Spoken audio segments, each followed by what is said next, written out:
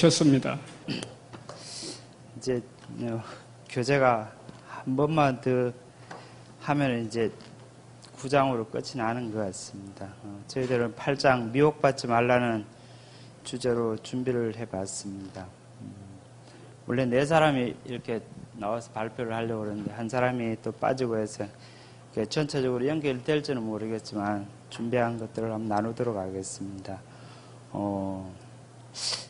성경의 많은 계명들 중에 보면은 계명들이 많이 있지만은 이스라엘 백성들을 통하여서 가나안 족속들하고 이렇게 통혼하지 말라고 하시고, 또 신약에 와서는 목숨을 다해서 주 너의 하나님을 사랑하라고 하시는 어떤 그런 계명들, 그리고 세상을 사랑하면은 하나님과 원수가 되고 또 이렇게 멀어질 수밖에 없는 그런 것들을 이렇게 얘기하신 이유가 분명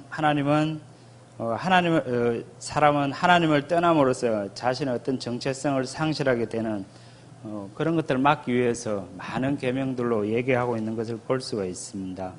우리는 아담 이후로 타락이라는 사탄의 전략을 이렇게 볼 수가 있는데, 타락이다 하는 이런 표현들은 죄를 범함으로써 불신의 불신의 생활에 빠지는 어떤 일들을 이렇게 표현하고 있지만, 어떤 잘못된 어떤 행실 이전에 자신의 어떤 신분을 망각하는 어떤 그런 부분에서 의미가 더 크다고 볼 수가 있는 것 같습니다. 사탄은 어떤 하나님의 백성들을 이렇게 불행하게 만들고 멸망의 길로 가게 하기 위해서 수많은 방법들을 지금도 동원하고 있는 그런 모습들을 볼 수가 있습니다. 그 수법들은 에덴에서부터 시작해서 지금까지도 급속도로 이렇게 진전되어 오고 있고, 또 차원이 높아지는 어떤 그런 걸 볼 수가 있습니다. 창세기 3장 5절에 보면 하와를 유혹했던 어떤 모습들이 나오는데, 그 단계에서 어떻게 보면 하나님과 같이 되리라 이렇게 된다고 했지, 하나님을 떠나라고 이렇게 유혹하지 않았음을 볼 수가 있습니다. 또 여기에서 유혹이란 깨어서 정신을 혼미하게 하거나 좋지 아니한 길로 이끌어 간다는 뜻을 얘기하고 있습니다. 반면 또 어떤 미혹이라는 단어는 무엇에 홀려서 정신을 차리지 못하다, 정신이 헷갈려서 갈팡질팡 헤매고 있는 어떤 그런 부분을 얘기하고 있는데, 이 단어의 두 단어의 어떤 뜻에서 볼 수 있듯이 뜻은 비슷해 보이고 상해 보이지만은 훨씬 더 세련되고 발전된 것이 미혹이라는 어떤 단어를 우리는 금방 알 수가 있습니다. 이처럼 사단의 계략들이 상당히 진보된 상태임을 우리는 항상 직시하고 주의를 해야 될 것 같습니다. 마귀가 하나님을 부정하라고 이렇게 우리에게 다가와서 이렇게 유혹을 한다면 우리는 다 단번에 알고 누구나 쉽게 이렇게 부정할 수 있겠지만은 그런 방법이 아니라 아주 부드러운 자기를 사랑하고 또 세상을 쫓아 이렇게 살아가는 어떤 그런 방법들을 제시한다면 우리는 이렇게 고차원적인 어떤 그런 수법에 넘어갈 수 없는 그런 모습을 보게 되는 걸 볼 수가 있습니다. 지금도 어떻게 보면 사단은 우리를 끊임없이 미혹하고 개인적인 어떤 그런 어떤 유혹을 떠나서 교회를 이렇게 단체적으로 흔들고 있고 진보된 어떤 그런 모습을 볼 수가 있습니다. 어쩌면은 개인적인 유혹 차원을 떠나서 단체적인 어떤 미혹의 모습을 말하고 있습니다. 어떻게 보면 사소한 어떤 오해들로 시작해서 또 우리가 이 말하면 됐다는 어떤 안주한 어떤 그런 모습들, 자신감들, 이런 것들로 인해서 우리를 계속해서 미혹하고 있음을 볼 수가 있습니다.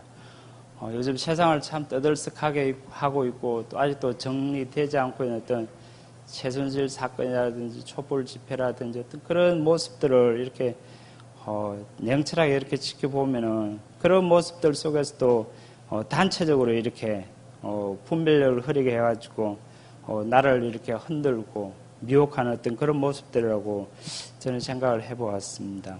결론적으로 믿는 우리의 성도들의 모습은 하나님의 말씀으로 이렇게 깨어있고 주님 앞에서 분명한 정체성을 가지고 세상 속에 살고 있지만은 미혹받지 않는 그런 성숙된 모습으로 세상을 이기면서 살아가는 성도가 되었으면 좋을 것 같습니다.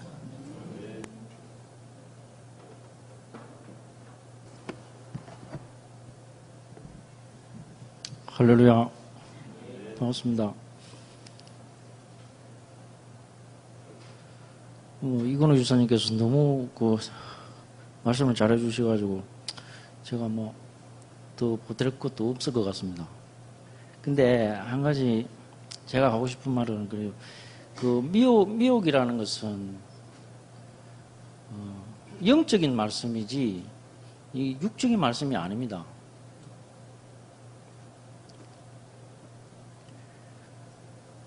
요한복음 5장 17절에 보면은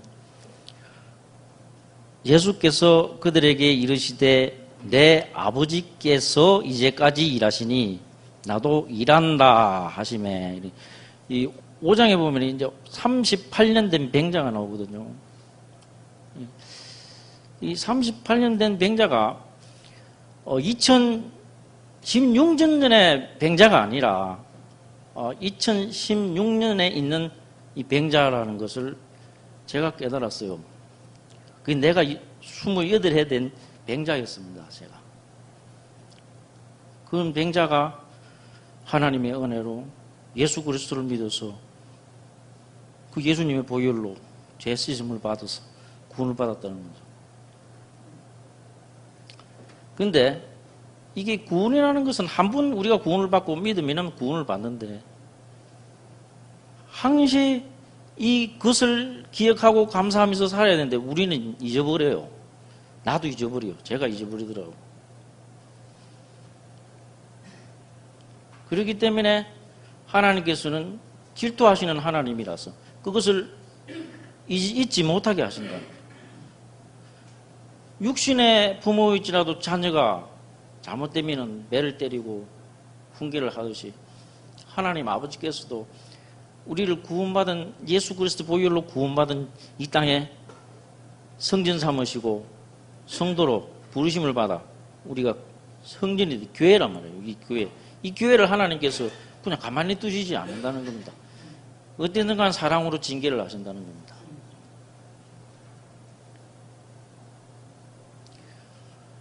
근데 저기 보면 구약에도 보면은 솔로몬이 결혼을 합니다. 솔로몬이 결혼을 하는데 그러니까 직접 가서 이렇게 부인하고 결혼해서 데려오는 그런 부인들이 300이고 약정으로 결혼하는 부인들이 700이라고 그리 되어 있습니다. 솔로몬의 부인이 1000명이래, 1000명. 부럽죠? 안 부러워요? 나는 개인적으로 부러워요. 그 하나님의 그 은혜가 그 솔로몬에게 그 하나님의 지혜가 임함으로 말미암아 하나님께서 장수의 복을 주시고 그리고 재물의 복을 주시고 그 세 복을 다 누린 사람이야. 근데 이 사람이 이 왕이 결국은 실패한 사람이에요. 실패한 사람. 분명히 하나님께서는 혼합하지 마라 하셨고 그 혼합하고 나면은 우리 믿음이 육체를 따라 살게 됐다는 거예요. 영적인 말씀이에요. 영적인 말씀. 육적인 말씀이 아니에요. 그래서 무슨 결과가 일어났습니까? 솔로몬의 부인들이 그 하나님께서 주신 그 땅에서 부인을 맞이하면 되는데 이방 여자들을 데리고 옵니다. 이방 여자들을. 이방 여자들을 데려오니까 이 이방 여자들이 그 성기들 우상들을 가져와요. 우상들을. 그 우상들을 가져오다 보니까는 그 나라가 온통 우상 천국이 되는 거라. 하나님이 제일 싫어하고 제일 가증스럽게 여기는 그 우상들을 갖다가 막 생기고 산당도 생기고 막 그런 난리가 나는 거예요. 그래서 하나님이 솔로몬을 그래도 축복하시고 솔로몬 때까지는 이제 이렇게 저주를 안 하셨는데 그 나라가 두 쪼가리가 나고 결국은 아수르 바벨론 엄청난 고난을 당해요. 그런데 그것을 깨달아서 회개해서 돌아오면 하나님께서 축복을 해주시는데, 한 번 성령의 인치심을 받고 빛을 보고 우리가 마음을 성령 하나님을 따라 안 살고 육체를 따라 살면 다시 그 사람은 회개치 못한다고 성경에서도 말씀하시거든요. 그래서 지금 이 시대는 성령 시대입니다. 하나님께서 예수 그리스도로 말미암아 세우신 교회에 운행하시는 성령 시대.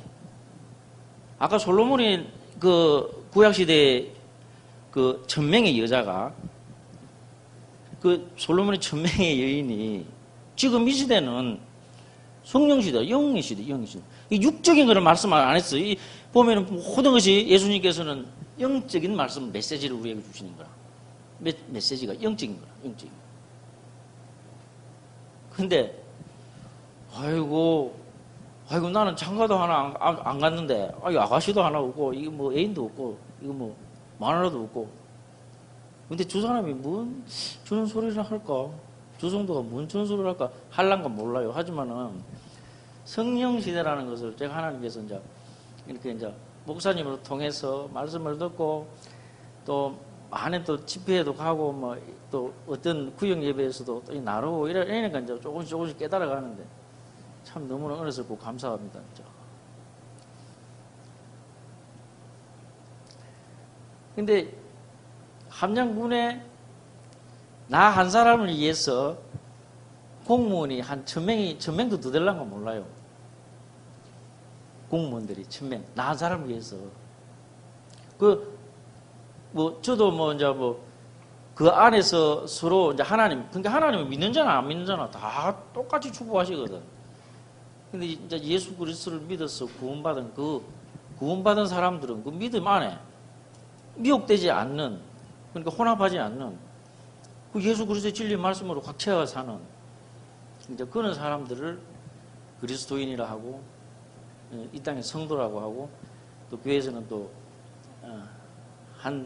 그러니까 성도 하나가 한 교회라는 거죠. 그 교회가 모여서 이렇게 주일 공예배로 하나님께 영광과 찬양을 돌린다. 왕 같은, 우리가 이 신약 시대는 전부 다 개인이 그와 마찬가지로 솔로몬과 같은 왕입니다.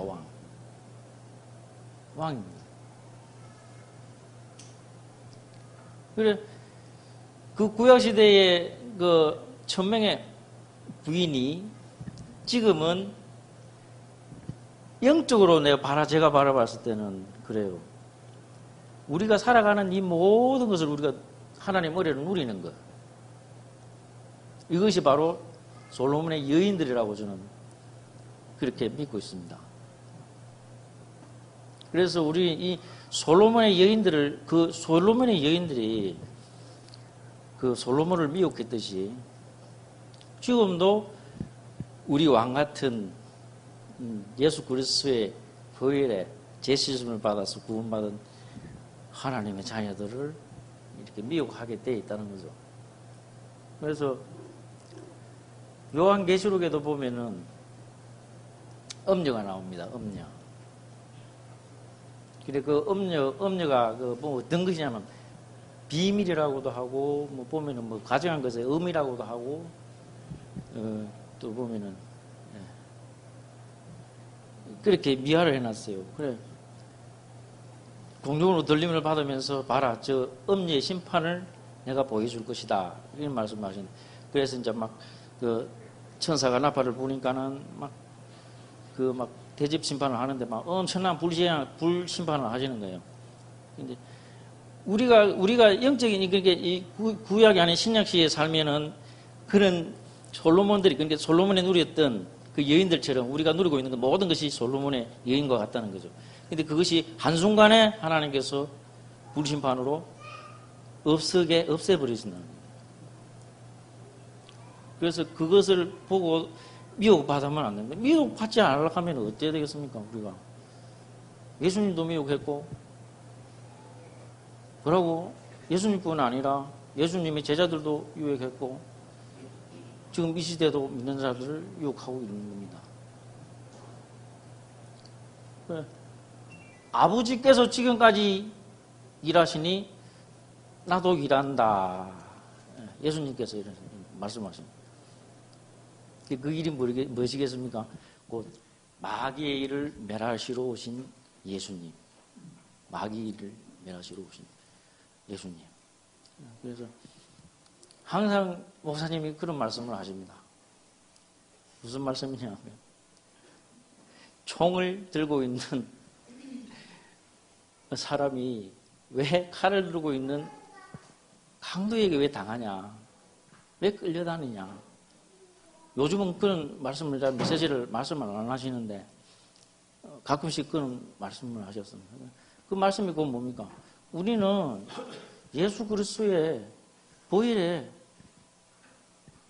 흔적이 있어요. 그렇기 때문에 예수 그리스도의 이름으로 마귀의 일을 멸할 수 있다는 거예요. 믿음으로. 예수 그리스도의 이름으로 총으로 쏘면 되는 거라. 예수 그리스도의 이름으로 총. 그런데 그것이 믿음으로 나가야 되는데 아직까지 믿음이 연약하다 보니까 나가지 못한다는 것뿐입니다. 그것이 이제 믿음으로 나가기 위해서는 이제 목사님 전에 또 이런 말씀을 하셨어요. 무슨 말씀을 하셨냐면 신앙생활은 자전거를 배우는 것과 같다. 그런 말씀을 전에 하신 기억이 나요. 자전거 우리 배울 때 그렇잖아요. 그죠? 안 넘어지려고 했어요. 안 넘어지려고 해서 넘어지는 거라. 근데 어느 순간에 보면은 이게 넘어진 쪽으로 이 방향을 트니까 이게 안 넘어가는 거라. 그래서 넘어짐으로 배우는 것이 하나님의 사랑, 하나님의 은혜 이런 것을 깨달았습니다.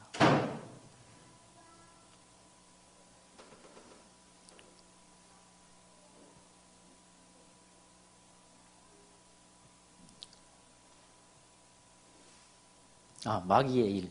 마귀의 일. 하나님의 일도 있으면서 하나님의 일도 있어요. 마귀의 일을 멸하십니다. 그런데 마귀의 일도 있어요. 마귀의 일. 마귀의 일은 무엇이냐 하면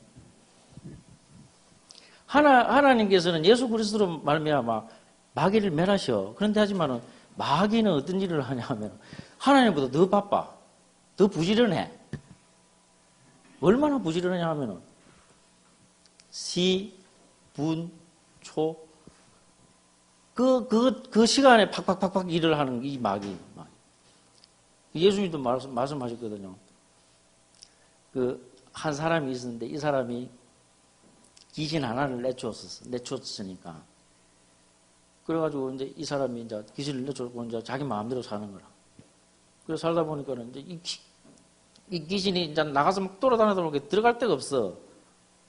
여기 들어갈 때도 못 들어가고, 저기 들어갈 때도 또 못 들어가고. 각자 이 귀신을 섬기고 있으니까 이 귀신이 들어갈 데가 없어가지고 다시 빙빙 돌다가 돌아와 보니까 이 집이 비었고 이 청소됐어. 그래서 청소됐으니까 아이고 내가 이 집에 들어가 다시 살아야 되겠다. 그래가지고 저 혼자 살게 재미가 없으니까 7 귀신을 데리고 들어와요. 그 7 귀신.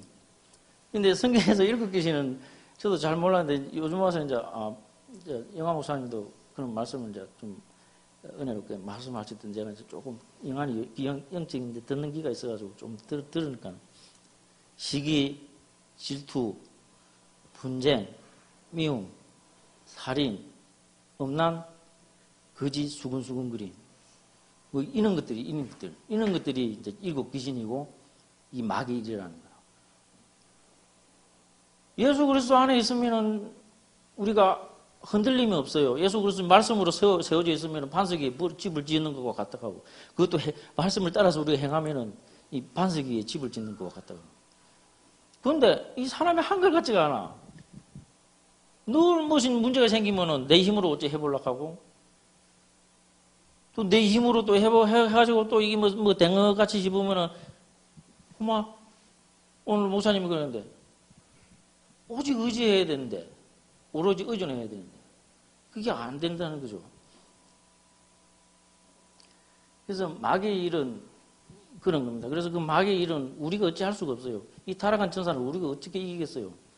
이거는 천사는 사람이 이길 수 없는 존재야.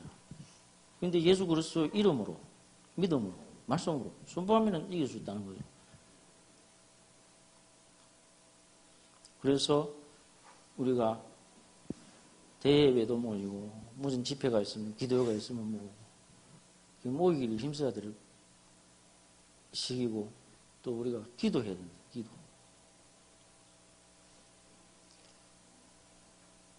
기도해야 하나님도 우리의 마음의 중심을 보고 그 마음의 중심을 따라서 역사하신다는 거죠.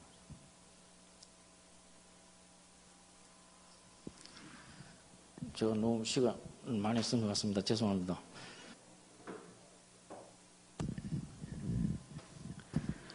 저는 이번 주 안 하는 줄 알았습니다. 다음 달에 하는 줄 알고. 그래도 저번 주에 미리 약간 이제, 주제에 대해서 이제 우리가 당번이 아니라 데뷔 뽑기를 해서 이제 추첨된 사람이 하기로 했거든요. 그래서 제가 뽑혀서 이제 미리 봐두긴 했습니다. 그래서 이제 하게 됐는데, 제보다 먼저 3번째가 정비정 집사님인데, 순서대로 해야 되는데, 그래 연결이 딱 될 텐데, 중간에 끊어져가지고, 좀 어떨지는 모르겠습니다만, 저희가, 우리 저게 셀의 주제는 미혹받지 말라입니다. 미혹받지 말라인데, 목사님이 내주신 교재의 정의를 들어보자면은, 이건호 집사님이 말씀하신 곳에 있습니다. 세상을 미혹하는 거, 교회를 미혹하는 거. 근데 가장 사단들이 우리를 제일 많이 미혹하는 것이 바로 자신을 위해 사는 것. 이렇게 돼 있더라고요.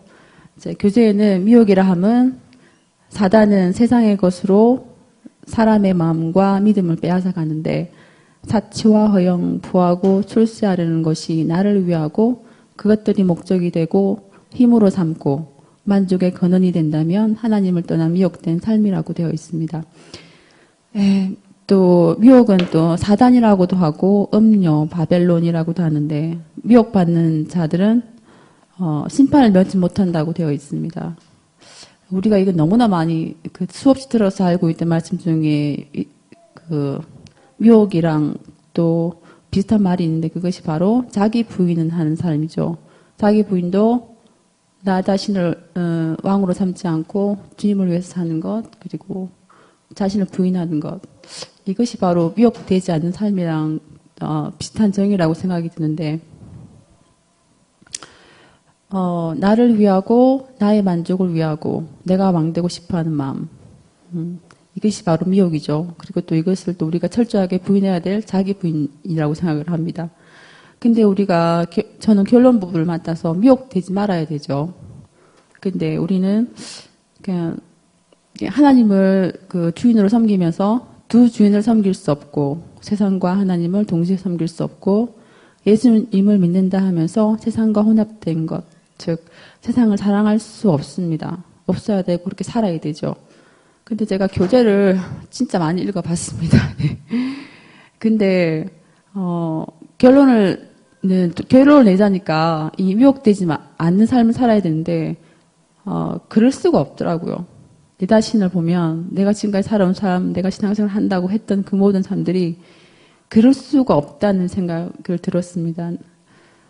나는 미혹되지 않는 삶을 살 수가 없는 것입니다. 하나님을 사랑하라 하지만은 자신보다 사랑할 수 없고, 봉사는 나의 만족과 교회에 있는 위치 때문에 어쩔 수 없이 하는 경우가 많고, 예배는 그냥 습관처럼 앉아 있는 경우가 많고,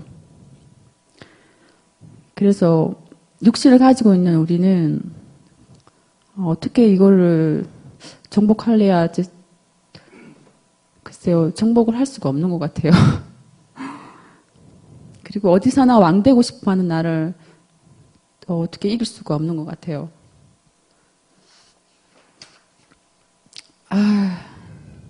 어찌하면 이 육신의 생각을 끊을 수가 있겠습니까? 그것 또한 나는 할 수가 없습니다. 육신의 생각은 죄와 사망이라고 하였습니다. 그럼 어찌해야 이 육신의 생각, 사망의 몸에서 나는 벗어날 수가 있습니까? 하나님을 알아가면 알아갈수록 나에게서 드러나는 것 딱 한 가지뿐이더라고. 그거는 바로 죄인이라는 것이죠. 나는 어쩔 수 없는 죄인이구나. 나는 어쩔 수 없구나. 아, 나는 어쩔 수 없는 죄인이구나. 하나님을 위하여는 그 어떤 것도, 그러니까, 할 수가 없는 거죠. 내가 들을 수가 없고.